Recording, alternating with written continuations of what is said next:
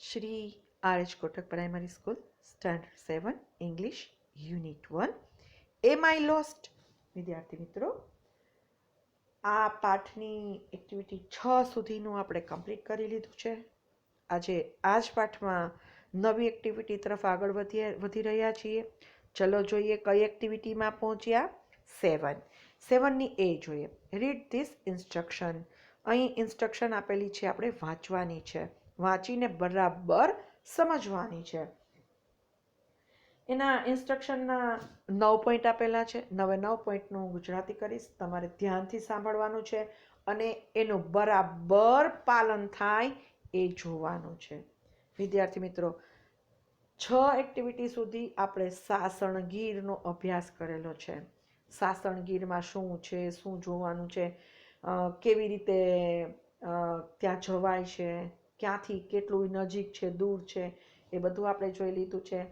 પછી તામિલનાડુનો ફૈઝાન આવે છે, ભૂલો પડે છે, લક્ષ્મી એને રસ્તો બતાવે છે, એના લક્ષ્મીના પપ્પા એને બીજે દિવસે જુનાગઢ સુધી મૂક્યા. આ બધું જ આપણે જોઈ લીધું છે. હવે તમે પણ આપણે એની સાથે સાથે સાસણગીરની મુલાકાત પણ આપણે ઓનલાઈન ભણતા લઈ લીધી છે. એટલે આપણો પ્રવાસ આ વખતનો ક્યાં થઈ ગયો? સાસણગીરનો. તો હવે થોડીક માહિતી છે એ તમારે બરાબર ઇન્સ્ટ્રક્શનને ફોલો કરવાની છે. પહેલું છે, ડોન્ટ યુઝ પ્લાસ્ટિક ઇન જંગલ. એટલે કે જંગલની અંદર પ્લાસ્ટિક વાપરો નહીં. બરાબર. બીજું છે, don't throw રબિશ here and there. રબિશ એટલે કચરો. ગમે ત્યાં કચરો ફેંકો નહીં. ત્રીજું છે, ડોન્ટ વોક ઇન ધ જંગલ. જંગલમાં ચાલો નહીં. રાત્રે હો, દિવસે તો આપણે ચાલીને જોયેલું છે. બરાબર. ચોથું છે, ડોન્ટ ટીઝ એનિમલ્સ. એનિમલ્સ એટલે પ્રાણીઓ, ટીઝ એટલે ચીડવવું. પ્રાણીઓને પજવો અથવા ચીડવવો નહીં. Protect the jungle. પ્રોટેક્ટ એટલે રક્ષણ કરવું. જંગલનું રક્ષણ કરો. છઠ્ઠું છે, don't give any food to them. એટલે જે પ્રાણીઓ તમે જુઓ ત્યાં, તો એને તમે તમારું ખાવાનું હોય ને એ એને આપો નહીં. સાતમું છે, this park is our national property. National એટલે રાષ્ટ્રીય અને પ્રોપર્ટી એટલે મિલકત. પાર્ક એટલે ઉદ્યાન, બગીચો. તો આ ઉદ્યાન છે એ આપણી રાષ્ટ્રીય મિલકત છે. Trees are our best friend. વૃક્ષો આપણા સૌથી સારા મિત્રો છે. અને 9મું છે, animals are also hour friends. એટલે પ્રાણીઓ પણ આપણા મિત્રો છે. વિદ્યાર્થી મિત્રો, આપણે સાસણગીરના પ્રવાસમાં જઈએ તો ત્યાં કચરો ફેંકવાનો નહીં. પ્રાણીઓને નથી ખબર કે આ કોથળી છે અને એ લોકો ખાઈ જાય છે અને પછી એના પેટમાં ઓપરેશનથી કાઢવામાં આવે છે તો એનું મૃત્યુ થઈ જાય છે. એટલે આપણને ખબર છે કે આ પ્લાસ્ટિકની બેગ છે એટલે ફેંકવાનું નહીં, કચરો ફેંકવાનો નહીં, જંગલમાં ચાલવાનું નહીં અને પ્રાણીઓને ચીડવવાના નહીં. આપણું ખાવાનું એને આપવાનું નહીં. આટલી વસ્તુ તમે ક્યાંય પણ જાઓ તો ધ્યાન રાખવાનું છે. તમે જાઓ છો ને જુનાગઢ સક્કરબાગમાં કે અહીં રાજકોટમાં પ્રદ્યુમન પાર્કમાં, તો ત્યાં જઈને પણ તમે પેલા પ્રાણીને જુઓ ને એટલે તમને કોણ જાણે શું થઈ જાય છે. તમારા હાથમાં પોપકોર્ન હોય ને તો મંડો છો એને આપવા, અથવા તો તમારા હાથમાં કાંઈક હોય તો એને ઘા કરીને દો છો, અથવા તો એને ચીડવો છો, એની સામે ખોટી સળી કરીને એને ખીજવો છો. તો આ બધું કરવાનું નહીં. બરાબર. એટલે તમે તો બહુ ડાયા છો. આમાંનું આપણે તો કશું જ કરતા નથી. બીજા કરતા હોય તો આપણે રોકવાનું છે. Okay, done. ચલો હવે બીમાં જોઈએ. શું કે છે બીની સૂચના? Zara, Julie and Jaya visit Sasan. Zara, Julie અને જયાએ સાસણની મુલાકાત લીધી. This sentences show their behaviour in Sasan. અહીં કેટલાક વાક્યો આપેલા છે એનું બિહેવિયર સાસણમાં કેવું હતું તે બતાવે છે. Right good or bad for their behaviour. એના બિહેવિયર માટે તમારે ગુડ અથવા તો બેડ લખવાનું છે. બરાબર. તો અહીં તમને 5 વાક્ય આપેલા છે, સામે ગુડ ઓર બેડ આપેલું છે. હવે આપણે એના જવાબ લખશું. તો ગુડ બિહેવિયર હશે ત્યાં ગુડ લખશું, બેડ હશે ત્યાં બેડ લખશું. જોઈએ અહીંયા જવાબ મેં તમને આપી દીધેલા છે, જોઈ લઈએ. They shouted, they saw the lion family in for the first time. પહેલી વખત જ્યારે તેઓએ સિંહનું કુટુંબ જોયું ત્યારે લોકો બૂમો પાડવા લાગ્યા. પડાય ના. તો આ કેવું બિહેવિયર થયું? એનું bad behaviour. They ate popcorn and gave it to the deer too. એ લોકો પોપકોર્ન ખાધા ને એ જ એને પેલો ડિયર એટલે હરણને પણ ખવડાવ્યા. તો આ કેવું બિહેવિયર કહેવાય? Bad behaviour. ત્રીજું છે Jaya stopped Zara from throwing plastic bag in the jungle. Zara છે ને એ પ્લાસ્ટિકનો કચરો છે ને, પ્લાસ્ટિક બેગ હતી એની પાસે, જંગલમાં બારીમાંથી ફેંકતી હતી અને જયા એને રોકે છે. તો આ કેવું બિહેવિયર કહેવાય? Good behaviour. આપણે તો ફેંકતા જ નથી, આપણે તો કેટલા ડાયા છીએ. હા. ચોથું, Julie and Jaya through રબિશ here and there in the જંગલ. હવે જુલી ને જયા બે છે ને એ કચરો જંગલમાં ગમે ત્યાં ફેંકે છે. તો ફેંકાય?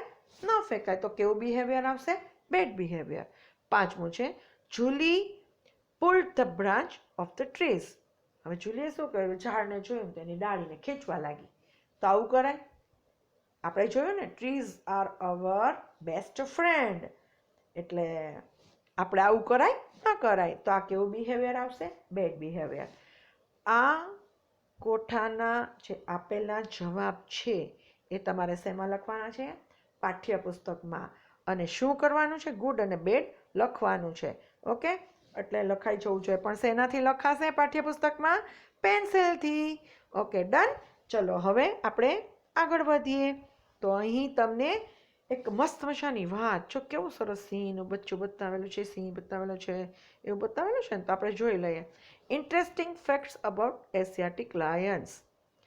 એશિયાટિક સિંહો વિશેની કેટલીક રસપ્રદ ફેક્ટ એટલે કે એની માહિતી આપણને બતાવે છે એબાઉટ એના વિશે. બરાબર?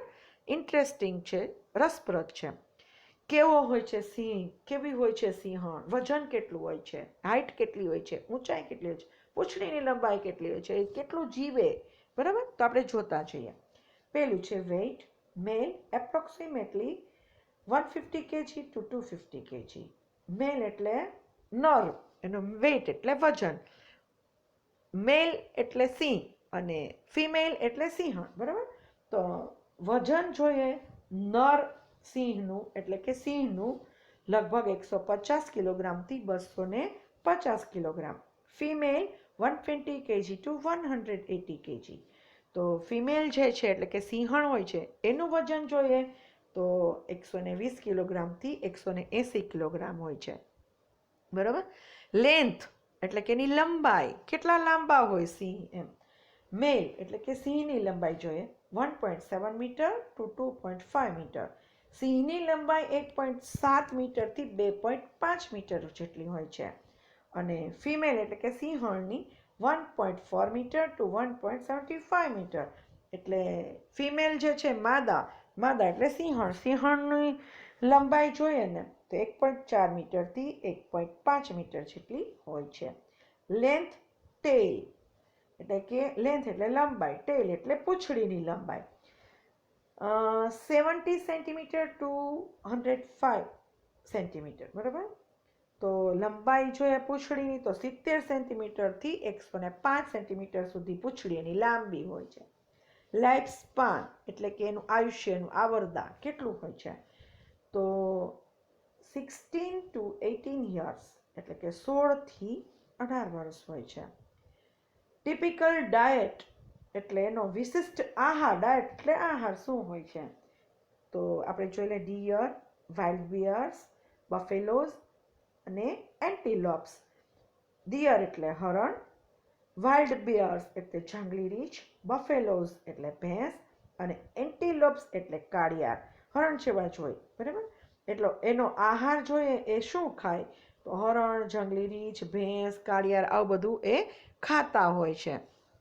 હવે અહીં તમને તમારી જે પાઠ્યપુસ્તક છે એમાં એક્ટિવિટી 8 આપેલી છે.